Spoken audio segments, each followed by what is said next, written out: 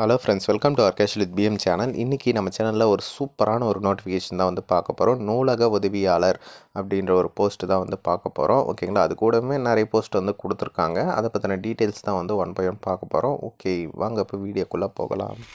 இது எல்லாமே பர்மனெண்ட்டான government job தான்.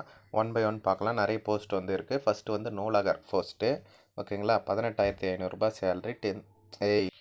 இதற்கு வந்து 10th வந்து பாஸ் பண்ணியிருந்தாலே போதும். அப்படி இல்லைன்னா அதுக்கு ஈக்குவலண்ட்டாக படிச்சிருந்தாலே போதும் அப்படின்ற மாதிரி சொல்லியிருக்காங்க.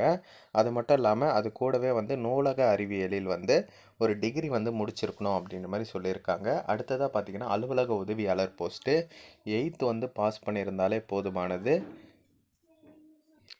இல்லைனா அதுக்கு ஈக்குவலண்ட்டாக படிச்சிருந்தாலும் ஓகே அப்படின்ற மாதிரி சொல்லியிருக்காங்க. 15,900 சேலரி கொடுக்குறாங்க. இந்த ஓட்டுநர் போஸ்ட்டுக்கு 18,500 சேலரி. 8th வந்து பாஸ் பண்ணியிருந்தால் போதும்.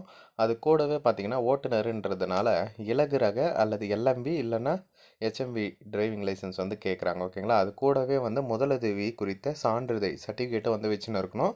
அதே மாதிரி எக்ஸ்பீரியன்ஸும் 1 இயர் வந்து இருக்கணும் அப்படின்ற மாதிரி சொல்லியிருக்காங்க. ஓட்டுநர் டிரைவர் ஜாப்பை பொறுத்தவரையிலும் உதவி மின் பணியாளர் அந்த போஸ்ட்டுக்கு 16,600 வந்து சேலரி.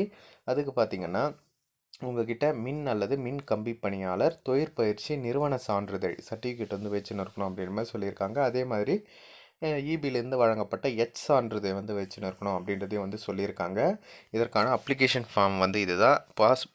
பாஸ்போர்ட் சைஸ் ஃபோட்டோ வந்து ரைட் சைடில் வந்து பேஸ்ட் பண்ணிவிட்டு உங்களோட பேர், தந்தை பேர், என்ன போஸ்ட்டுக்கு வந்து விண்ணப்பிக்கிறீங்க, உங்களோட டெம்ப்ரவரி அட்ரஸ் என்ன, பர்மனெண்ட் அட்ரஸ் என்ன, அப்புறம் உங்களோட பேசிக் டீட்டெயில்ஸ் தான் வந்து கேட்டிருக்காங்க. ஓகேங்களா, அது கூட இது வந்து கம்பல்சரி வந்து அட்டாச்மெண்ட் பண்ணணும். அதாவது வயது சான்றிதழ், அப்புறம் வந்து பர்த் சர்டிஃபிகேட் கூட நீங்கள் வச்சுக்கலாம் வயது சான்றிதழுக்கு. அப்புறம் ஆதார் அட்டை ஜெராக்ஸ் வந்து கேட்டிருக்காங்க. அப்புறம் வந்து கல்வி தகுதி, ஓகேங்களா, எஜுகேஷன் குவாலிஃபிகேஷனுக்கான சர்டிஃபிகேட் வந்து வச்சுன்னு இருக்கணும் அப்படின்ற மாதிரி சொல்லியிருக்காங்க. இதற்கான லாஸ்ட் டேட் பார்த்திங்கன்னா ஜனவரி 27 அப்படின்ட்டு மென்ஷன் பண்ணியிருக்காங்க. இந்து மதத்தை சார்ந்தவங்க தான் வந்து விண்ணப்பிக்க முடியும். இது ஏன்னு பார்த்தீங்கன்னா இந்து சமய அறநிலையத்துறையிலேருந்து தான் இந்த நோட்டிஃபிகேஷன் வந்து ரிலீஸ் பண்ணியிருக்காங்க. கபாலீஸ்வரர் திருக்கோயில், மயிலாப்பூர், சென்னை. ஓகேங்களா, அங்கே தான் இந்த கோயில் நிறைய பேருக்கு வந்து தெரிஞ்சிருக்கும். அந்த கோயிலில் தான் இந்த நோட்டிஃபிகேஷன் வந்து ரிலீஸ் பண்ணியிருக்காங்க. ஏஜ் லிமிட்டை பொறுத்தவரை 18 ஏஜ் வந்து கம்ப்ளீட் பண்ணியிருக்கணும். ஆனால் சூப்பர் பாருங்கள், இங்கே என்னென்னா ஏஜ் லிமிட்டு 45 வரலும் கொடுத்துருக்காங்க. ஓகேங்களா, கம்யூனிட்டியெல்லாம் மென்ஷன் பண்ணல. 45 ஏஜ் இருக்கிறவங்களாம் அப்ளை பண்ணிக்கலாம் அப்படின்ட்டு. நிறைய பேர் இதற்கு வந்து ட்ரை பண்ணலாம். கண்டிப்பாக வந்து ட்ரை பண்ணுங்கள். அதே மாதிரி சென்னையில் இருக்கிறவங்க தான் அப்ளை பண்ணோம் அப்படின்றது வந்து எதுவும் மென்ஷன் பண்ணல. அதனால் வந்து நிறைய பேர் வந்து விண்ணப்பிங்க. ஓகேங்களா, இதில் ஏதாச்சும் டவுட் இருந்தால் மறக்காமல் கமெண்ட் செக்ஷனில் சொல்லுங்கள். டிஸ்கிரிப்ஷனில் மற்ற வீடியோஸ் லிங்க்கும் இருக்குது. தயவுசெய்து செக் பண்ணி பாருங்கள்.